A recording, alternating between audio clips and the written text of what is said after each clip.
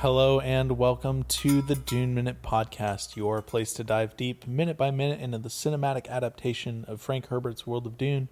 I'm one of your hosts, John. And I am Zach. And we are back. It's Thursday. We're talking about minute 103 through 104, and I fucked up yesterday. I thought we were going to be talking about the kid walking through Sietch Tabor today. That's tomorrow's episode. My bad. This is what happens when you don't take notes, John. Motherfucker, you've seen my notes.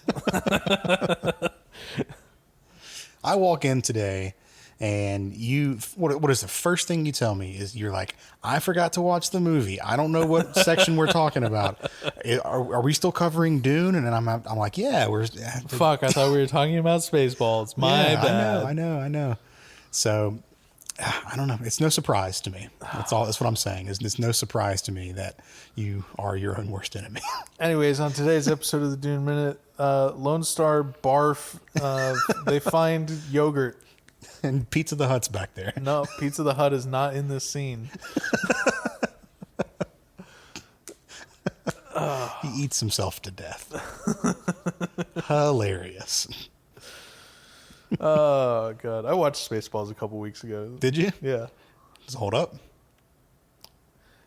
All right, so the thing about Spaceballs... That tells me mostly that's a no.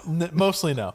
The thing that I've realized about Spaceballs is that they get all of their good jokes out within, like, the first half of the movie, and then the second half is like, all right, let's... I was like, actually, we have to tell a story. Yeah, let's fucking wrap this up. I feel like with Spaceballs... That's a Mel Brooks thing, though. It is a Mel... Well, yes and no. Young Frankenstein's the same way. Young Frankenstein isn't as bad. Blazing Saddles... Blazing Saddles is fun the whole way through. But, Sure. But I feel like with Spaceballs, and I love the movie, but I feel like with Spaceballs, you can just have a supercut of all the jokes and be like, all right, I got it. Yeah. Yeah. Yeah, I agree with that. President Scrooge, salute. Well, yeah, they take time to watch the movie Spaceballs in the movie Spaceballs. But when will this happen? It already has. It's happening right now, sir. Oh, God. Yep, funny movie. Go watch it. Yep. How did we get on that? The subject? You were making fun of me for yesterday. No, that's right. You don't, because you didn't write we were notes. Going to talk about the kid and trauma, because we were talking about how my theory is that they completely skipped out on the Leto II, the first storyline, to appease the MPAA to maintain a PG-13 rating, because showing the death of a baby is probably not conducive to a PG-13 rating. Well, they didn't have to show it on screen. I don't know. Okay. Anyways, so this attack is still going on. Minute 103 through 104. Yeah. The attack is still going on. Yeah, it is a nonstop barrage. And we cut briefly to the inside of Sietch Tabor, and we see just the cave-in of the mountain completely decimate the Cistern of Souls. Yep. Giant boulders are falling in, splashing water everywhere. Yeah. Very sad. Yeah. The water of millions is now gone. Yeah. Do you remember how many Big Macs that was? Uncooked Big Macs? Oh, God. What was the conversion? It was like... I could go back to my notes, but it was like tens of millions of uncooked Big Macs or something like that. Yeah, the caloric equivalent. Yeah. Americans will do anything but use the metric system. That's right. So we get another brief shot of the ship firing more missiles into the Sietch before we cut back to the ops room that we've come to know a few times. The Salito console? Yeah. I can never remember that name. I will never remember that name. That's why I'm here. Isn't Salito like a city in California? Not spelled that way. Okay. It's also a city in Ohio, also not spelled that way. Toledo. All right, dude. So from this little diagram that we got, like the animation, basically projection. Yep, thank you. We can see that there are 5 ships that are actively attacking the siege. Yeah, they're just all kind of like floating in a circle around, and the console like users. I don't know what to call it, the operators. Yeah. When we saw them originally, they were doing like a very slow like kind of chant early in the movie. This time they're like bah bah bah bah, and I think it's a representation of them like giving orders to the actual people like flying the ships as to like when to fire, because if you look at the timing of their chant with the timing of the missiles passing, it lines up pretty closely. Interesting. That seems like a pretty inefficient way of doing things. It's the Harkonnen way, baby. I guess, yeah. So past these 5 ships that are actively firing upon the siege, you can kind of make out in the distance, and I'm using the term distance liberally here, the projection, like almost at the very edge of the projection, you can see a bunch more ships coming in. Mm-hmm. So it is nowhere near being done. No. And we get to hear a familiar voice after this. Well, we hear a familiar bit of machinery as well. Yes, we do. We hear the Baron, and he's talking about how old-fashioned artillery is genius. And it's literally melting the rocks on their heads. Which we saw. We Yep. saw the rock turn to magma and like splatter all over the place. Yeah. This line about the old-fashioned artillery is something that is pulled from the books. But it happens way earlier in the book. I think we talked about the use of old-fashioned artillery line. Yeah, it was towards the beginning of this movie. Yeah.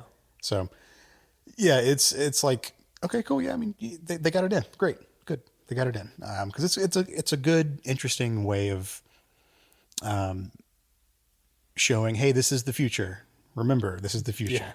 Because missiles are not something that or old-fashioned missiles are not something that get used very often in combat, because we have shields and lasers and stuff like that now. But sometimes the old ways are the good ways. Well, look, you can't shield an entire siege because you'll drive all the worms into a raving frenzy. Yeah, would not be good. Hey, guess what? Fade's there. He is. Yep. Fade is no longer on Gady Prime. Surprise. He's there, and he wants to get on the ground and prep his troops. Now, To which Harkey Keitel II. yes. Well, this advisor, he does the one thing you should never do to Fade. Say no. Well, not even say no, just offer a suggestion that is slightly differing from what he wants to do. True. And he gets a quick knife across the throat for this. Yep. I did not like this kill. It looked so cartoonish and just like, all right, yeah, last time that we saw him, he was killing people. Oh, guess what? He's still doing that. It's Fade Rotha, though. I know. That's I what mean, he I does. understand that it's in character. It's just like, It's also like this, basically the same motion that he kills the first attendant. the raincoat. Yeah. Yeah, the raincoat with. Yeah. So like Maybe people just need to stop standing exactly at arm's length from Fate. that. Yeah. They're at, It's COVID restrictions again. 6 feet. yeah. They just need to stand, 2 steps back from where they feel comfortable. You think you're good there? No. 2 more. Yeah. I feel like Fade's zone of death is just an arm plus a knife's length, right? That's Yeah. it. So just stand a little bit behind that and you're fine. And he crumples. I mean, he's down. Yeah. And Fade's just like, Ed, take him to my quarters. My darlings haven't had anything to eat. Priscilla's hungry.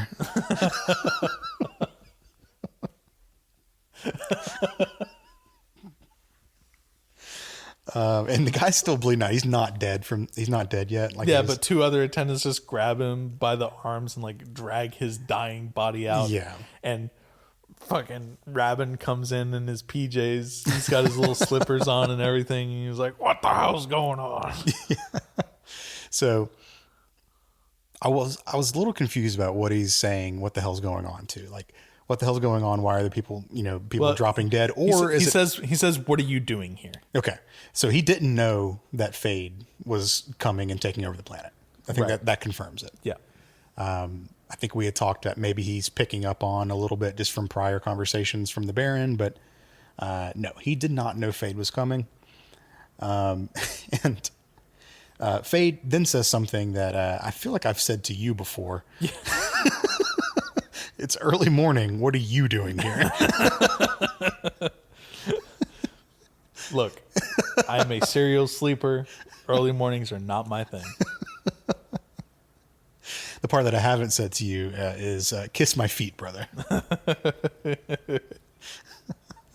And then Rabin's only response is, "I'm going to eviscerate your..." And then he lunges at Fade, and Fade just plants one square in his fucking gut. Yep. Kicks him square in the gut. He doesn't stab him. And this is a 2 hits and Ramon's down. Yeah. Kind of thing. And I'm sure all of Dave Bautista's WWE experience came into play here, because Rabin catches a boot right in the gut, and then Fade kicks one of his legs out from under him, and Rabin just goes face first on the ground. If I haven't seen some WWE ass looking choreography in Dune, we've seen it now. And then someone hands Fade a folded chair. Yeah.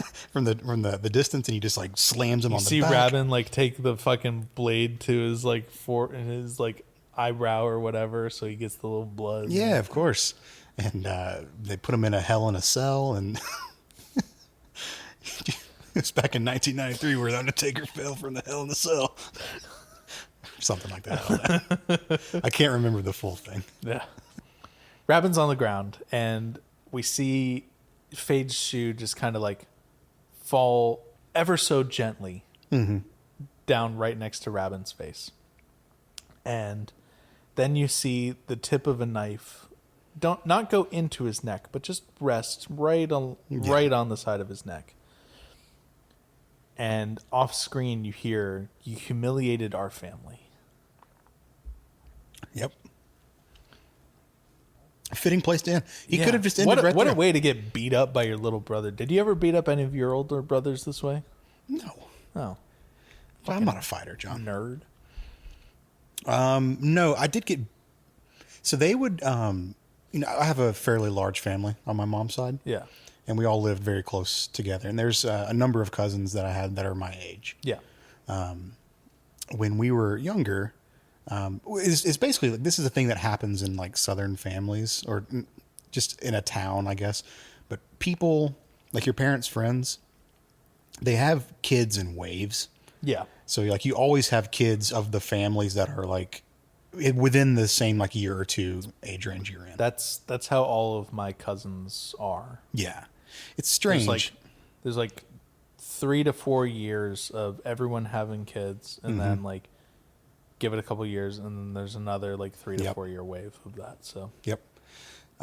So my older brothers, their wave, because my older brothers are 2 years apart. yeah. So they were basically in the same wave. One at the tail end, or the beginning, one at the end, basically. So their cohort of cousins would make me and my cohort of cousins fight on the trampoline. Fist fight. So me and my cousin, I will not say his name here, but we both remember this. This is not just a fever dream that I had. The two of us fist fighting while the other cousins were just around the trampoline, cheering us on. This is some Lord of the Flies shit. It was weird. Yeah. And, shit happens. I just thought it was normal until I became an adult and told someone that story, and they were like, "That's really fucked up." That's fucked up. Yeah. Yeah. And I was like, "No, you don't ever did that." We used to I mean, we used to like fight each other with like pool noodles and shit. We used to hit the shit out of each other with pool noodles. Nah, this was bare knuckles But, like, fist fight, dude. Yeah, no, we never did any bare knuckle shit. And this was the trampoline that did not have the spring covers on it and a net, and no net. Yeah. So this was just old rusty ass spring. Like you get your foot caught in there, you're gonna draw blood. Yeah. Kind of thing. So it was kind of like a death match. Hell in a Cell. It was my own personal Hell in a Cell. Yes. Yeah, that was fun. I broke my ankle falling off the trampoline once. That was cool. Hell yeah. But no, I never beat up my older brothers because they're 4 and 6 years older than me. They never humiliated your family? There's plenty of that. But no, they never humiliated my family. Or if they did, I didn't hear about it. All right. Well, I guess you never fought with your brothers like No, not like this. Fade and Rabin. Fuck. Join me. Join me on the dark side, John. No. It's Rabin. I can tell you want to. It's Rabin.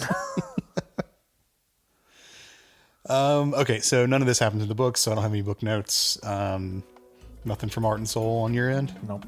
All right, cool. Well, let's get back tomorrow and round the week out.